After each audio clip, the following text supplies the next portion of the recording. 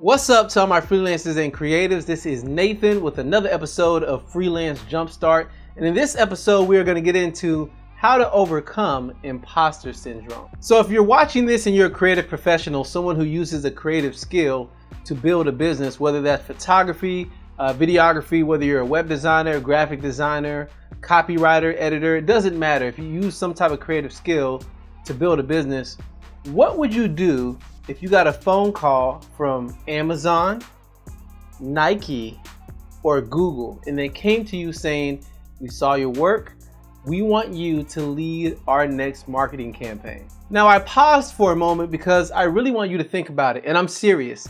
You can literally, if you're listening or watching this, you can pause it, take some time to write down your thoughts and gather them and just say what's going through your mind, and then press play when you're ready to listen again. And again, the question is, what would you do if Amazon, Google, or Nike came to you and said they want you to head up their marketing for the next campaign because they love your work? Now, some of you hear that and you're like, awesome, finally, I got my opportunity to show what I can do to one of the largest marketing companies in the world. I can talk to them, work with them, and lead a successful campaign.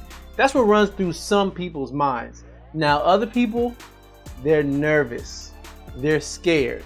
They're probably questioning and doubting and saying, I don't know if I'm ready to work with a company like Amazon, Google, or Nike. I don't know if I can handle what it is that they do. And it's honestly okay if you are nervous because you do want to impress them. So some of that is natural nervousness. But another part of that is actually a little anxiety and a little thought that you're not good enough to really work with these companies. And that might be imposter syndrome. Rather than leave things vague, let's actually dive into a proper definition of what imposter syndrome is. Imposter syndrome is a psychological pattern in which an individual doubts their accomplishments and has a persistent internalized fear of being exposed as a fraud. So in other words, you're good at what you do and you have the resume and maybe even the accomplishments to back up that you actually are decent at what you do. However, you have an internalized fear that is not allowing you to move forward. And in the example I gave about big companies coming to you, I mentioned the company already has seen your work and they want to work with you, but you don't feel ready. That might be imposter syndrome because you don't want to be in a board meeting at Amazon, Nike, or Google trying to give a presentation and trying to tell them this is my idea for your marketing campaign, and you feel like, wow, someone here is going to call me out and say I'm the biggest fraud ever, and I don't know anything of what I'm talking about. Regardless of who it is, everybody wrestles with this. It doesn't matter if they are a beginner or someone who's been in the game for 12 years or more. Everybody gets nervousness and anxiety because they feel like someone will call them out. However, I do recognize that if we're going to overcome imposter syndrome, there's two sides of this, and we really have to dive into both sides. One side has to do with your level of self-confidence. Are you confident in your skills and who you are based upon your previous experience? I love the way designer Chris Do puts it when he's talking about confidence. Chris says that confidence is a skill that can be cultivated over time. So in other words, when it comes to self-confidence, this is something that you can actually build up as a skill. You can work it out like a muscle, and over time, you can grow more confident and you can do more things, and your confidence flows over into other areas. And when someone like the caliber of Amazon, Google, and Nike comes to you, your level of confidence will really determine how you move forward. So confidence could be used as a tool to overcome imposter syndrome. I said there were two sides to this, and the other side would be perception. Now, honestly, you cannot control other people's thoughts about you. People are going to think whatever they're going to think. You can work on a project, and there are some people who say that it's absolutely awesome, I love it, it's the best. And there's some people who feel like, I don't really like it, it's not my taste. So you really can't control everyone's thoughts. However, you can shape their perceptions of who you are as a professional. Let me explain. For example, if I said I'm a web designer, I tell people I'm very good at websites.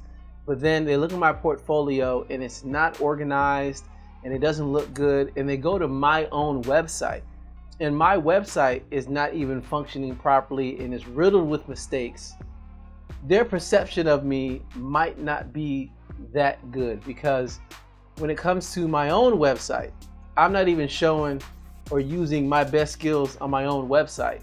So their perception of me may change. So in other words, their perception is a reaction to whatever it is I am projecting. And when it comes to confidence and building up your own confidence, self-confidence is really crucial, because that is the key to creating a certain positioning for your brand and then influencing others, changing their perception, and them saying, this person's confidence level matches where I see their position is, and I perceive them to be a good designer, a good web designer, whatever it might be based upon your creative skill, a good writer.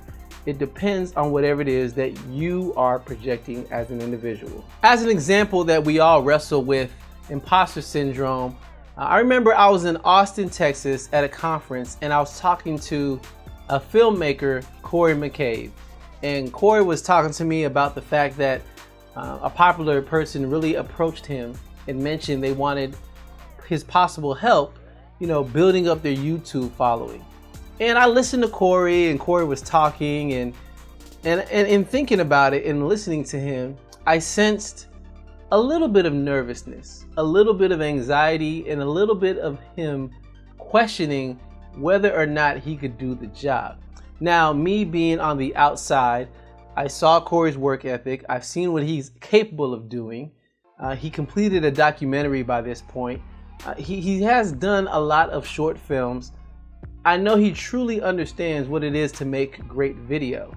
And I had a conversation with him, and I literally told him, Corey, you can definitely do this. You literally have released over 1,000 videos on YouTube. Not only that, but how long in minutes are those videos on YouTube? Some of them are hours, some of them are a few minutes. So you easily probably have over 20,000 minutes of video on YouTube in which you've helped other creators. Not only that, but how long did it take you to edit those things? It took you even longer to edit all of those things, and you've created online courses that are related to six-figure launches, and the list went on. So when I read the resume, and this is just me talking, right? I don't even know all the other things that he's done and learned, but when I read back to him his resume, I saw his wheels turning. He was thinking, and he was realizing, I do have skills. And on that point, if we're going to overcome imposter syndrome, we have to reflect back on what we have done to get to the point to where we are today. Like I mentioned, it doesn't matter if you're a beginner, you're intermediate, or advanced. It doesn't matter where you are or where you feel you are.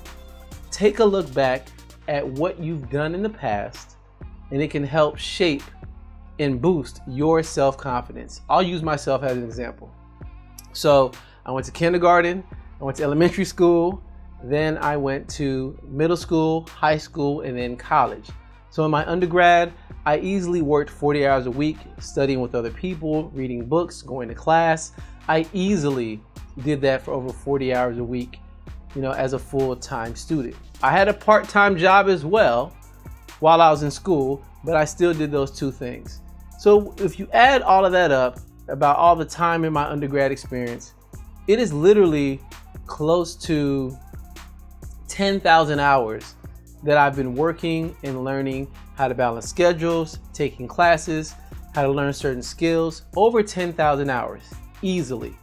When I left undergrad, I started working, and then I wanted to pursue my MBA, and I went to graduate school, and I was working during the day, and I was going to school at night. And I took at least 6 hours of class during the week, and I still had to meet with my group members, read, write papers, the list goes on. That was easily another 3,000 hours for my grad experience. Add that to my undergrad, we're easily at like over 13,000 hours that I've worked. And I was also learning the Adobe suite at this time as well.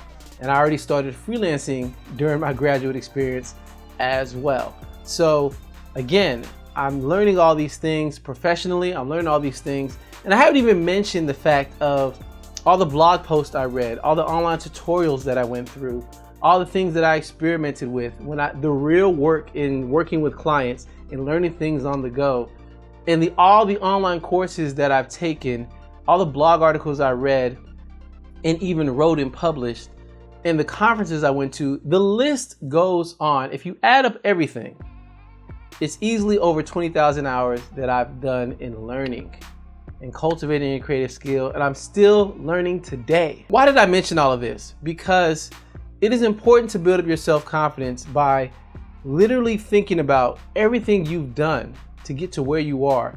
And if you literally write it out, you'll start to remember, wow, I did do that. Wow, I did take this online course. Wow, I did join this online community and I learned these skills. You'll start to remember all the things that you've done, and it now becomes a reason to say you are not a fraud. So if I'm having feelings of being an imposter, it's, Nathan, you're not an imposter. You've learned over 20,000 hours in this particular area.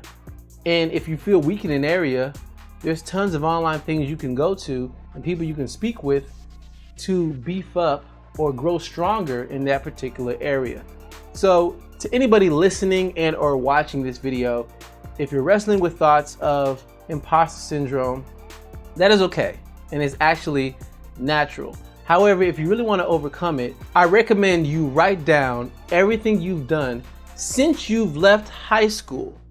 Write down as many things as you can about how you've learned and gotten to where you are today. Everything is valuable. I remember working at a web hosting company. It was HostGator. When I worked at HostGator, I learned a lot. But another thing that I learned is how to answer people's questions without being condescending. Because a lot of times, some people answer questions and it comes off as, oh, you didn't know that. But when I'm in a client meeting and people are asking questions you would think they should already know the answer to, I can clearly answer their question without casting any type of judgment or feeling or projecting any type of condescendence. That's a skill. That's a soft skill. I now have that. That counts in what it is that I'm doing. So if I had to re-ask the question to anyone watching or listening, take the time to write out everything that I said that you've done post high school. Just write it down. If you're in high school watching this video, write down everything you've done up to this point, right? But write down everything, and then I'll ask the question again. If Amazon, Nike, or Google called you and said, we want to work with you, we've seen your work, are you willing to lead this marketing campaign? After looking at all your skills, would you do it? Or should I say, would you be confident to be able to do it? Thank you for taking the time to check out this video and listen to this podcast. I greatly appreciate it.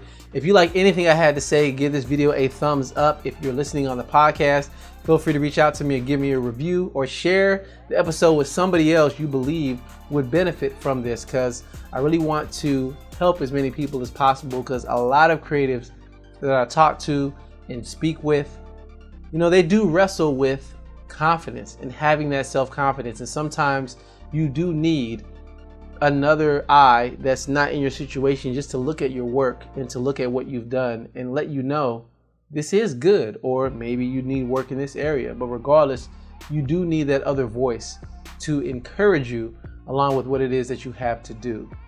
Well, until the next one, I will catch you later. See ya. If you're still listening, I have a little bonus. That bonus is simply this. I mentioned overcoming imposter syndrome and things of that nature. One thing that could really help is coaching. So if you never received coaching, don't know what it is, don't really think it's necessary, everybody needs a coach, myself included, and I've used many coaches, but I want to offer any coaching services to you. So I do have a link in the description. You can check on that and maybe even get a discount for that session, but I'll just leave that there because imposter syndrome and feeling like a fraud can really be a detriment to your business. And I don't want anyone to have any type of thoughts like that when they really are good and they have value to give to the world. So yeah, definitely that's available to you. And now I'm serious. I'll catch you in the next one.